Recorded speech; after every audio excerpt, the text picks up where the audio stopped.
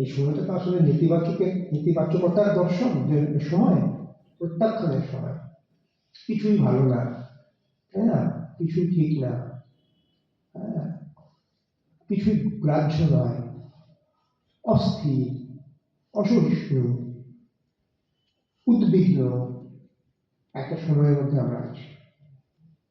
হ্যাঁ, সেই সময়ে সদর্থক দর্শনের প্রতিষ্ঠা সারা জীবন ধরে কবিতায় রক্ষা করা, কবিতায় কেন, গদ্যে রক্ষা করা, তবে কম বড় কথা নয়।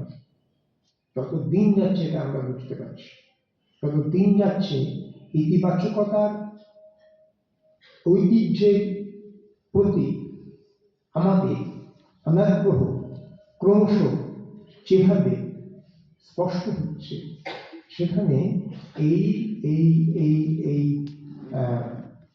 যা কিছু ভালো, যা কিছু শুভ, যা কিছু সুন্দর, যা কিছু গ্রাহ্য, তার দিকে তাকানো এই প্রসন্ন মনটিকে নীরেন্দ্রনাথ কি করে রক্ষা করলেন, এটা আমার কাছে একটু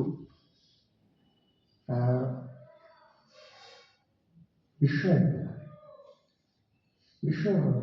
খুব বড় শক্তি ভিতরে ভিতরে না থাকলে, নিজের ভেতরে সংরক্ষণের শক্তি না থাকলে এই ধরনের কবিতা লেখা যায় না। কোন ধরনের কবিতা, যে একটা বলি, এই যে কবিতা এখন বলবো, এতক্ষণ ধরে যে কথাগুলো বললাম তার একেবারে আক্ষরিক অনুবাদ হচ্ছে এই কবিতা। এটা একেবারে আমি ঠিক সময় কবিতাটা পেয়েছি। আমি বলছিলাম না যে তিনি সবাইকে ডাকছেন, তার হাতটা এরকম করার মানে হচ্ছে তিনি ডাকছেন, গ্রহণ করছেন, প্রত্যাখ্যান করছেন না।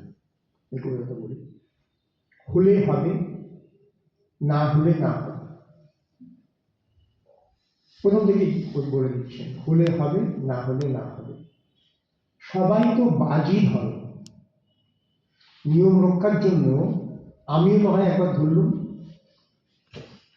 সবাই চেঁচিয়ে পাড়া মাত করে, আমি কি দেখিনি? নিয়ম রক্ষার জন্য না হয় একবার আমিও দারুণভাবে চিৎকার করলুম। কিন্তু এইটা হচ্ছে নির্ণয়ের সিদ্ধান্ত, এটা হচ্ছে নির্ণয়ের দর্শন। কিন্তু তার থেকে তুমি সিদ্ধান্ত করো না আমার সমস্ত আগ্রহ আমি উড়ন্ত অশ্বের পায়ে সমর্পণ করেছি, অথবা সমস্ত উদ্যম কলরবে।